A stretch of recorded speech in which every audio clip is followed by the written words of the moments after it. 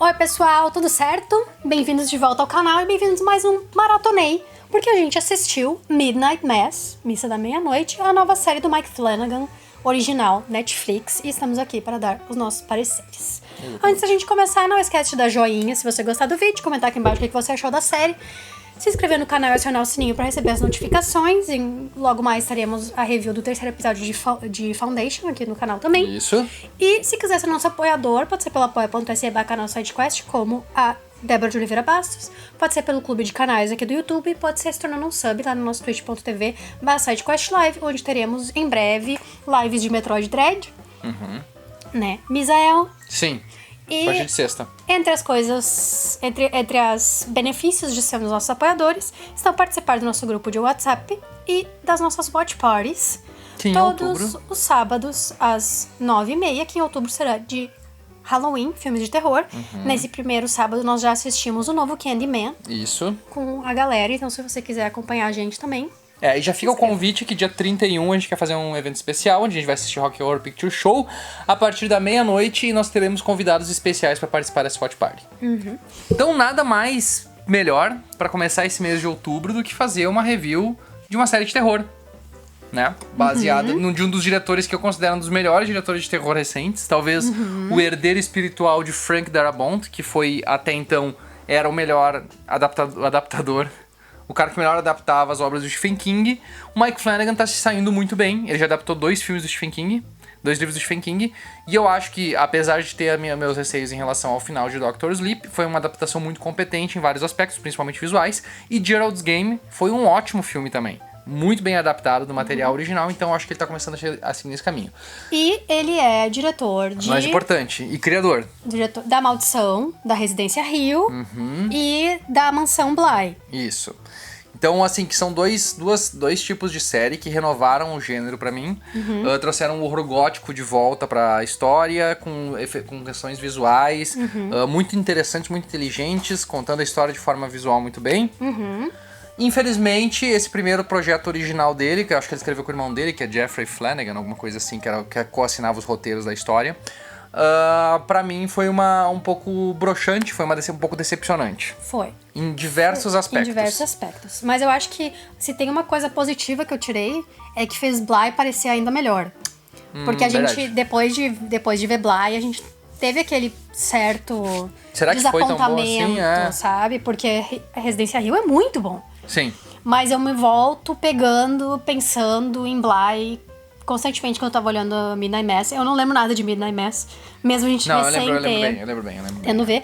Mas eu me lembro de Bly, daquele episódio sobre a Hannah, sabe? Do episódio sobre a origem da maldição. E tem umas jogadas muito geniais em Bly. Sim. Que talvez a gente não tenha dado tanto destaque por causa de Rio, mas agora com Midnight Mass, Bly parece ainda melhor. Porque Bly tem personagens muito interessantes e eu acho que o problema de Midnight Mass é uma série baseada em personagens onde os personagens são completamente esquecíveis. E tem personagens demais. Eu acho que pra mim a primeira crítica é que tem personagem demais, porque vindo de Bly, que é um lugar fechado, sabe? Com núcleo pequeno. Eu entendo que ele tentou dar essa mesma sensação por ser uma ilha, mas eu acho que daí fica uma coisa muito ampla. Então a gente tem aquela casa com aquele número X de personagens, são o quê? 5, 6 personagens, que tu pode focar muito de perto neles e que tu pode entregar nuances que depois vão ser entregues em... Vai ter o payoff daquelas nuances, tipo a história da Hannah não comer, sabe? E os fantasmas, sabe? Bly tem isso, e eu acho que Midnight Mass pecou muito nisso, faltou muito isso. O personagem que era pra ser o personagem principal é sem graça. E eu acho que o ator não foi uma boa escolha. Eu acho que aquele ator ali não segurou bem o papel. No momento que tu tem que fazer uma pessoa introspectiva, tu tem que ter um ator que saiba passar bem como é que é tu conseguir exprimir as tuas emoções ou o fato de que tu tá bloqueando emoções de uma forma mais competente. E eu acho que... E a gente viu isso, de novo, vou voltar pra Bly, porque a personagem principal, ela era... Sim. Sabe, tipo, ela era atormentada pela mesma coisa que esse, sabe? Ela se sentia culpada pela morte do noivo. E ele ficava aparecendo pra ela nos espelhos. Sim, e era uma coisa, tipo... É a mesma coisa dele vendo a pessoa morrendo. Exatamente. E a gente não teve que, tipo, ela ter que sentar e explicar todas as coisas pra gente entender o que tava acontecendo. Eu acho que teve muita falação. Não, exatamente. Em Midnight Mass, muito tel, pouco show. Sim, mas antes de continuar na questão dos personagens, assim, porque a gente tá falando do elenco ainda. Fora ele, que eu acho que foi um personagem completamente esquecível, eu não consegui me afeiçoar, talvez, como eu deveria ao padre. Eu não achei que ele foi... Eu achei que... Eu acho assim, em Legion, aquele ator, ele conseguiu fazer um papel competente dentro das possibilidades dele. Pra ele, eu acho que ele foi a escolha errada pra ser a escolha do grande antagonista, talvez, mais próximo. É outro personagem que tem pra tu rivalizar com o teu protagonista. Eu acho que nenhum dos dois era bom o suficiente pra estar onde estavam, nenhum dos dois segurou bem esse papel e nenhum dos dois deu o payoff que precisava pra eles.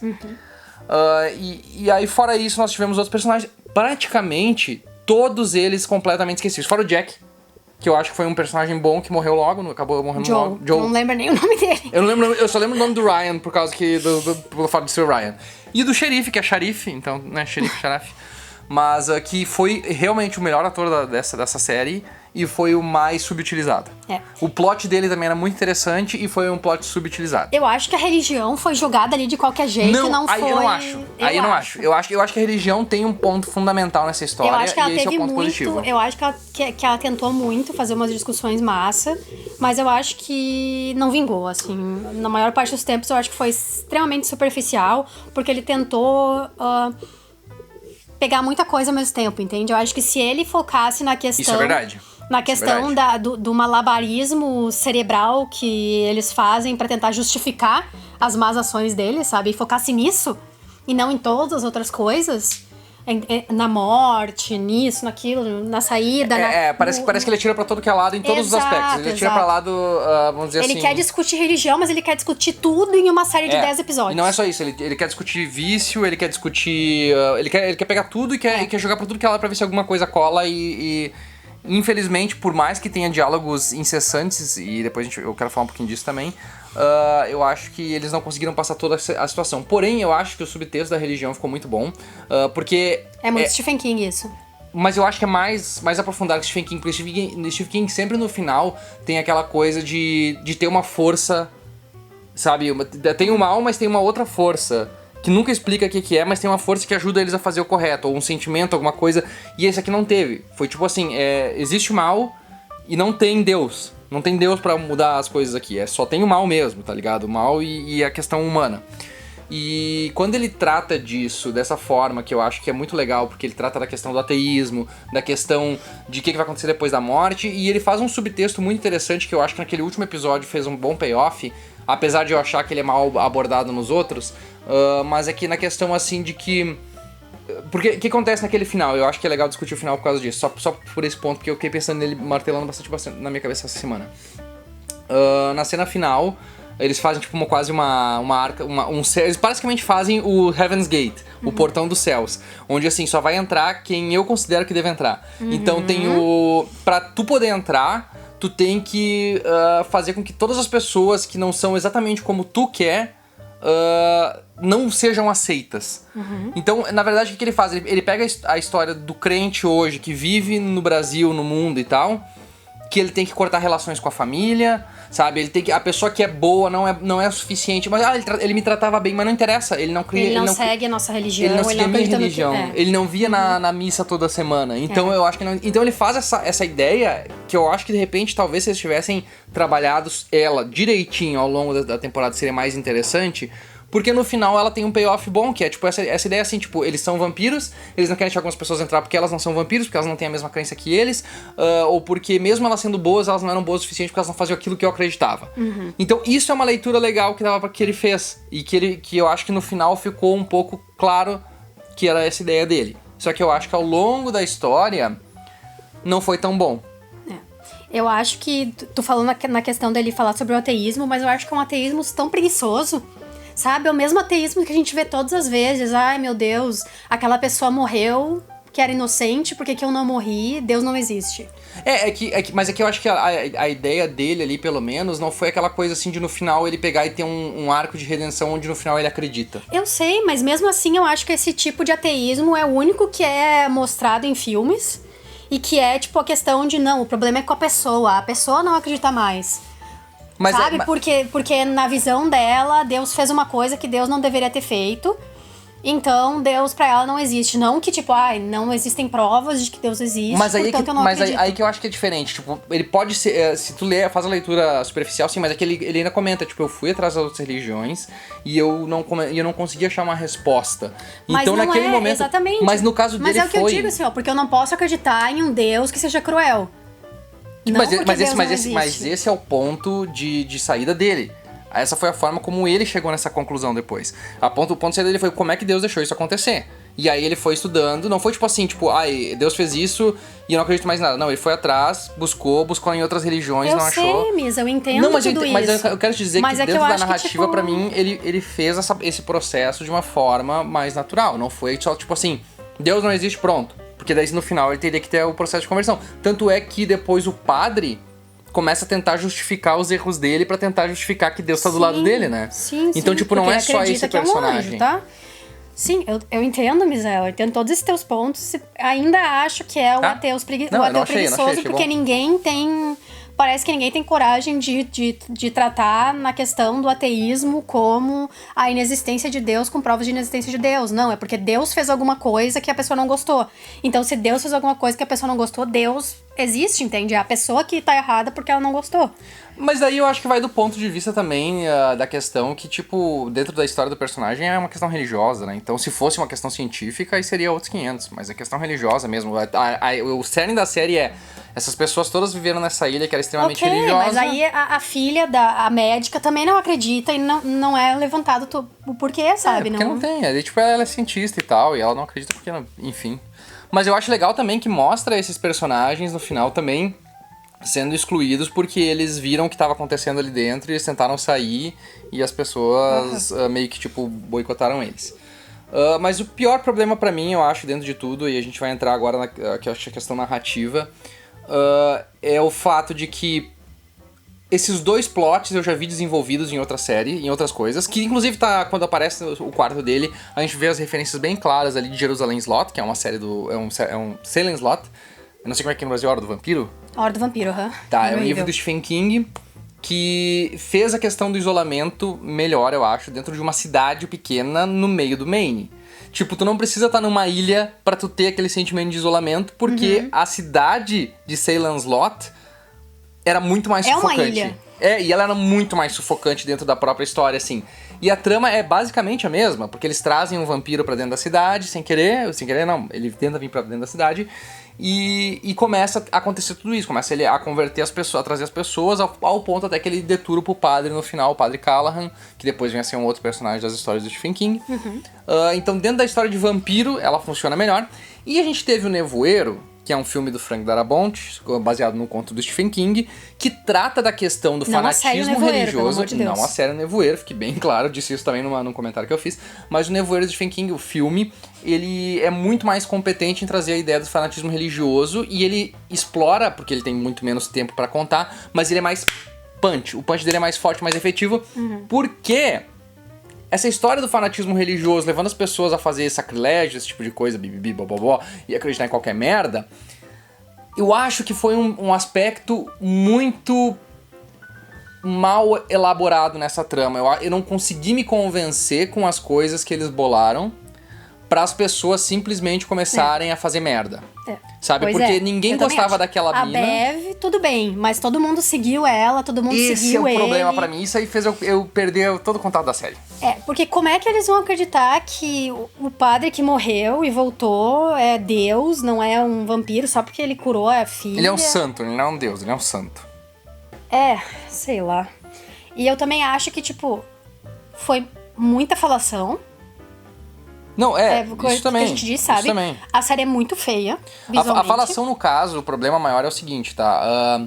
A forma como os diálogos se desenvolvem. Porque em Bly, voltando a Bly ou voltando à Residência Hill, tem muito desses diálogos. É uma característica do Flanagan nas histórias dele. E eu acho que funcionou bem porque era um horror gótico. Porém, visualmente ele era um filme uma série mais interessante. E ele não falava tudo, ele mostrava as coisas, Ele mostrava sabe? Por várias exemplo, coisas. aquele episódio que mostra como é que o Monsenhor Pruitt encontrou o anjo, podia ser um episódio genial se ele não narrasse o episódio inteiro. Talvez. Sabe? Eu acho que, tipo, tu não precisa narrar pra fazer a pessoa entender o que os outros estão sentindo, o que os outros estão fazendo. Eu acho que ali não funcionou. Por exemplo, em Bly funcionou. Mas é que Bly, os diálogos eram bons também. Tu vê que em vários momentos que eles ficam se arrastando nos diálogos em Missa da Meia-Noite, os diálogos não tem nada muito interessante, não são tão interessantes, não te prendem tanto porque não são relevantes muitas vezes. Tem alguns diálogos que são muito bons. Pra mim, a cena que eles começam a discutir sobre a morte é interessante, apesar de ser completamente do nada.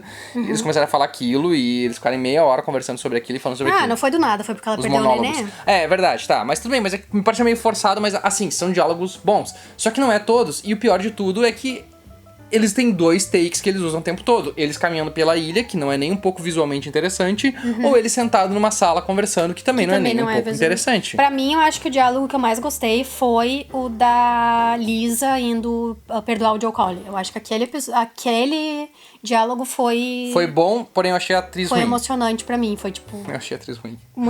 E eu acho que, tipo, eles quiseram dar muito significado pras conversas do AA, e eu acho que não tinha tanto significado assim. Não eram umas coisas tão diferentes do que a gente já ouviu 1 milhão de vezes, É que eu tinha a impressão que eles não sabiam retratar. Eu falei isso pra Maria, inclusive, na hora. Quando tu vê o Stephen King, por exemplo, fazendo um diálogo de um viciado, de um bêbado, no Iluminado tu vê ele falando sobre como o Jack se sente com a boca seca. Como é que ele sente quando ele mastiga o Excedrin. Então, tipo assim, tu sabe que é um viciado escrevendo sobre vício. E isso te vende a personagem. Aqui parece que são pessoas que talvez não conheçam, mas eles sabem, teoricamente, como é que funciona o vício. Que é diferente de Residência Rio, onde Residência Rio realmente parecia que o viciado era viciado. Mas aqui não, aqui eles não conseguiram captar. Eu acho que o único momento que eu gostei das conversas do AA foi quando realmente tem uma cena que o Ryan realmente... É que eu acho que o Ryan não é alcoólatra. Sabe? Ele bebeu e matou alguém, mas daí ele diz tem que ele é, né? Daí ele tem que ir na reunião do AA, porque ele fez isso, entende? O Joe Collie era o bêbado. É verdade. Quando mostra ele, aí tu compra um pouco mais. E aí ele morre. E daí a gente perde o fio, eu acho. E outra coisa que é completamente diferente das 2 séries anteriores é que essa série não tem nem um pouco de sutileza. Nenhum grão de sutileza pra tu talvez ficar te perguntando se... Não, tu mata ela muito rapidinho. Exatamente. Tipo, quando aparece o Padre Callahan e é o mesmo ator com maquiagem de velho... O Monsenhor Pruitt, e é ele com a mesma maquiagem. As maquiagens desse filme foram tristes. Aí tu mata toda a sutileza, tudo que a gente vai... Mas o fato de aparecer a mulher, a mãe da médica, e ela é velha, por que ela tá com essa maquiagem de velha? Exatamente. Todo mundo, os pais dele com maquiagem de velho. Tipo, por que você tá com maquiagem de velho? Tipo, claramente que eles vão rejuvenescer. Eu preciso de óculos, sabe, se tu não tivesse dito, e a gente só... Daqui a pouco a gente vê que ela tava antes de óculos, mas depois ela não tava, e a gente... A adaptação eu acho que é um forte dele, mas quando ele faz o material original nessa vez eu sinto que ele pecou bastante, assim, por faltar justamente, acho que aquele a mais, assim, que um livro escrito por um ator com uma estrutura mais abrangente que ele consegue, porque ele consegue captar muito bem os personagens, ele consegue adaptar muito bem os personagens quando ele pega já eles prontos. O problema é quando ele tenta criar muita coisa nova e do zero, como ele fez nessa série aqui. E tu vê que ele bebe de muitos lugares diferentes e essas referências meio que tu já vai pegando, e quando tu vê, tu já tá sabendo o que tá acontecendo e tu não tem um mistério. Que é um dos grandes problemas dessa série, que assim, ela tem momentos de terror que são muito bons no começo. Em alguns momentos, algumas cenas muito boas. Eu acho que toda vez que aparecem os vampiros, só os olhos deles, aquilo ali é uma coisa muito legal. A cena que ele vê o Monsenhor caminhando na praia e ele fica, tipo, perdido, o que é aquilo? Aquela cena é assustadora. Tem alguns momentos legais.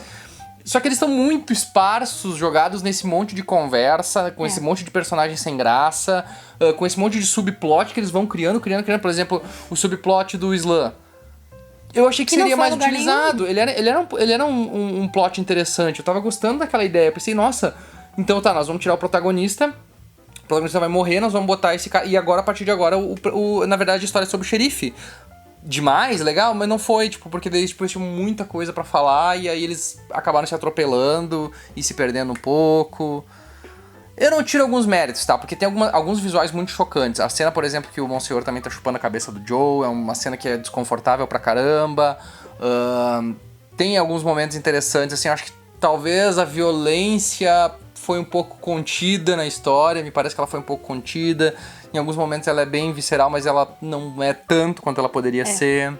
E aquele final foi muito grande, sabe? Porque eu sinto que, tipo, Podia ser mais intimista. o final de Rio, o final de Bly, foram coisas, sabe? Não foram coisas, tipo, super mega produções, um monte de gente correndo atrás, tacando fogo em tudo.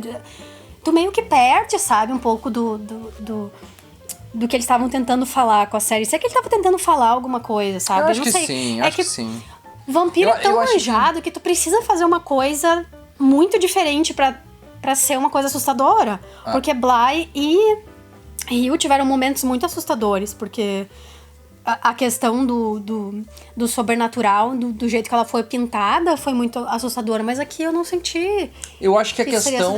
Seria mais assustador ver como as pessoas se deixam levar pela religião do que de fato a questão do vampirismo. Como eu tava conversando antes, assim, a parte acho que o Nevoeiro faz isso muito bem, porque ele funciona.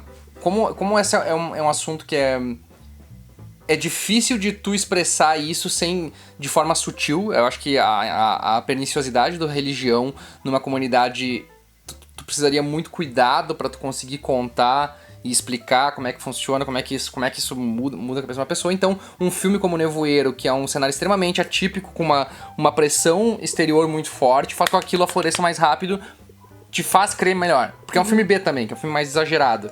Mas esse que é um filme que tenta ser realista, aquele ali é um elemento desconexo que é exagerado demais e caricato demais pra uma história tão pé no chão. Então, talvez tivesse que achar uma saída pra isso. Eu acho que a Bev não é uma personagem que as pessoas gostam a ponto de simplesmente começar a seguir ela. Só porque ela sabe de cor as passagens que estão na Bíblia, ela tenta justificar o que tá acontecendo baseado nisso. Mas, tirando isso, eu acho que o fogo no final ele foi interessante porque é aquela ideia assim... Esse tipo de crença intolerante é o que tá consumindo, é o que vai acabar consumindo e matando todo mundo. E eu acho que dentro do macrocosmo, a ilha seria o nosso planeta, sabe? E tanto plot eu acho jogado, assim... O fato da médica ser filha do padre, do Monsenhor Pruitt, que não a gente teve nenhum pagamento no final. Nada, a gente só descobriu assim, jogado no fim e tal. Que, eu vim fazer isso por vocês. Tipo, em nenhum momento ele deixou, sabe, tipo... Que isso... Eu vejo que tem um esforço ali bem forte, assim, dele. Mas eu vejo que também, tipo... Porque a ideia da blasfêmia, do sacro... Do santo, da missa, é uma ideia boa. Talvez se ela fosse mais enxugadinha e tivesse mais elementos dentro dessa missa, que tornasse a coisa mais blasfema, mais pecaminosa, eu acho que seria mais interessante. Se ele tivesse introduzido missas da meia-noite desde o começo, entende? Ou pelo menos depois do segundo episódio, terceiro episódio. Mas é só uma missa. Daí foi a grande missa da meia-noite no final ali, né? Mas foi... Não vou tentar ficar... consertando, mas sabe o que eu acho? Eu acho que o principal pecado dessa série, é que ela é entediante. Ela foi bem entediante. Ela é muito entediante e ela é feia de se olhar.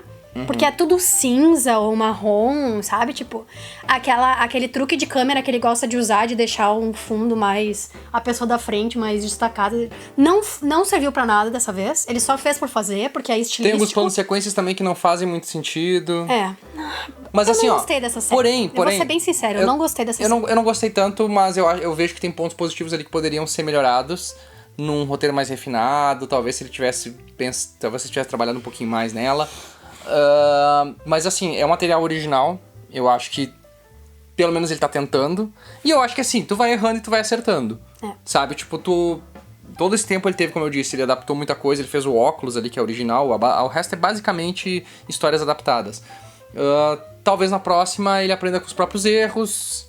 Sabe, tipo, o elenco dele, eu acho que ele tem um elenco fixo que ele sempre chama pros negócios dele. São atores muito talentosos, o cara que faz o Elliot no ET, eu gosto muito dele. O Xarife, a Erin. O Xarife agora que tá no segundo dele, eu acho que foi o destaque dessa série. Então, assim, eu quero ver mais coisas dele, eu quero que ele dê certo, eu quero que ele cada vez se torne um diretor mais competente, porque dentro do terror ele é o nome que tá se sobressaindo. Ele foge do James Wan, ele foge dos outros, ele faz a própria ideia de terror. Então, torço pra que melhore, mas essa aqui me deixou um pouquinho pra baixo. Então é isso, gente. Essa foi a nossa review de Midnight Mass, a nova série do Mike Flanagan pra Netflix, que está disponível já se vocês quiserem olhar. E como sempre, se gostaram, deem um joinha, comentem aqui o que vocês acharam e se inscrevam no canal pra ver todos os nossos vídeos, tá bom? Bye, bye!